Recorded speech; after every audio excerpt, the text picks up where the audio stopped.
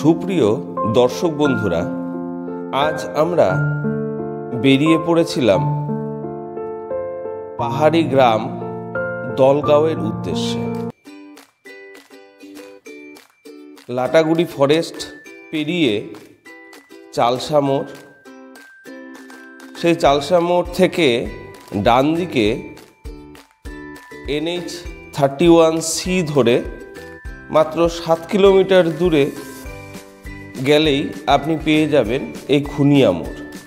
সোজা রাস্তাটি বেরিয়ে গেল বানারহাট বিন্নাগুড়ির উদ্দেশ্যে, আর বাঁ হাতে ঝালংয়ের দিকে চাপড়ামারি ফরেস্টের মাঝখান দিয়ে এই রাস্তাটি আপনাকে পৌঁছে দেবে দলগাঁওয়ে। চারপাশে ঘন জঙ্গল, চাপড়ামারি অভয়ারণ্যে এখন এই শাল সেগুন গাছগুলোর পাতা ঝরে পড়ছে। এ যেন এক অসাধারণ দৃশ্য। অবশ্য বর্ষার সময় আলাদা রকম এক দৃশ্যের সম্মুখীন আমরা হই। এটি চাপড়ামারি ওয়াচ টাওয়ারের মেইন গেট।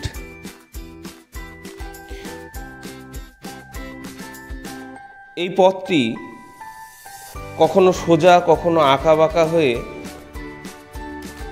জঙ্গলের মাঝখান দিয়ে চলে গেছে। এটি কুমানি মোড়। খুনিয়া মোড় থেকে এর দূরত্ব প্রায় 12 কিলোমিটার। এই কুমানি মোড়ের ডান দিক দিয়ে আমরা রওনা হলাম দলগাঁও যেতে। চাপড়ামারি ফরেস্ট শেষ হয়ে যাওয়ার পরেই সামনে যে পাহাড়ের দৃশ্য, সে এক অসাধারণ। এই মোড়টির নাম গৈরিবাস মোড়। ওই কুমানি মোড় থেকে এর দূরত্ব প্রায় 9 কিলোমিটারের মতো। এখান থেকেই আমাদের হাঁটা শুরু। পাহাড়ি গ্রাম, পরিষ্কার পরিচ্ছন্ন পথ, যেন মনটা সত্যি খুব আনন্দিত হয়ে ওঠে যে পাহাড়ি মানুষগুলো কতটা পরিষ্কার পরিচ্ছন্ন। কিছু দূর গেলেই আপনারা দেখতে পাবেন MM গুরুংয়ের একটি স্ট্যাচু। তিনি সেখানকার একজন নেপালি কবি এবং তিনি যথেষ্টই বিখ্যাত মানুষ সেখানকার। আপনারা এখানে গাড়িতেও আসতে পারেন অথবা বাইক রাইডিংও করতে পারেন। বড়ই সুন্দর এখানকার প্রকৃতি, রাস্তাঘাট যথেষ্টই ভালো।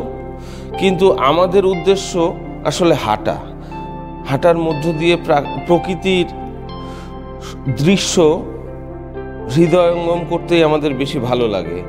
তো আপনারা ইচ্ছা করলে সব রকমভাবেই এখানকার মজা আপনারা নিতে পারেন।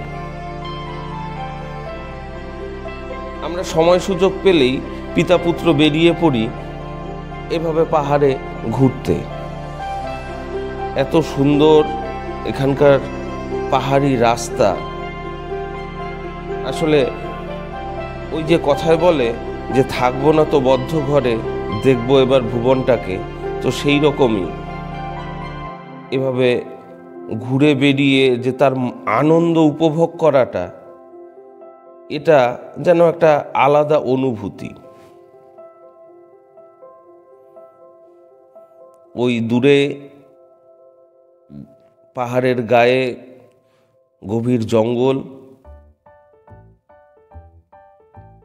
বর্ষাকালে অবশ্য আরো সবুজ হয়ে যায়।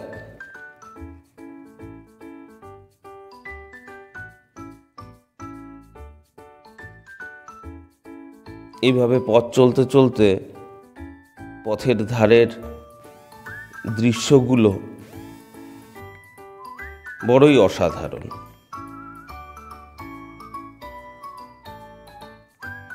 গৈরিবাস মোড় থেকে দলগাঁও ভিউ পয়েন্টের দূরত্ব প্রায় স্থানীয় মানুষদের কথায় জানা গেল 4.5 থেকে 5 কিলোমিটার।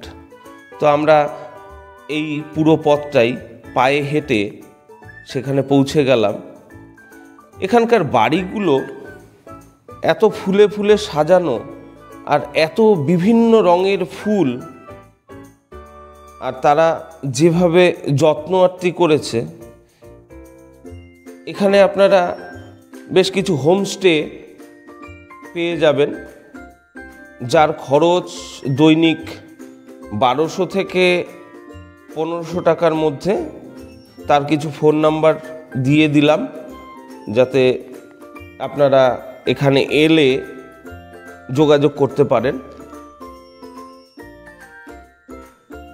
এইভাবে পথ চলতে চলতে আমরা পৌঁছে যাব দলগাঁও ভিউ পয়েন্টে, যা পরবর্তী ভিডিওতে আপনাদের কাছে শেয়ার করব।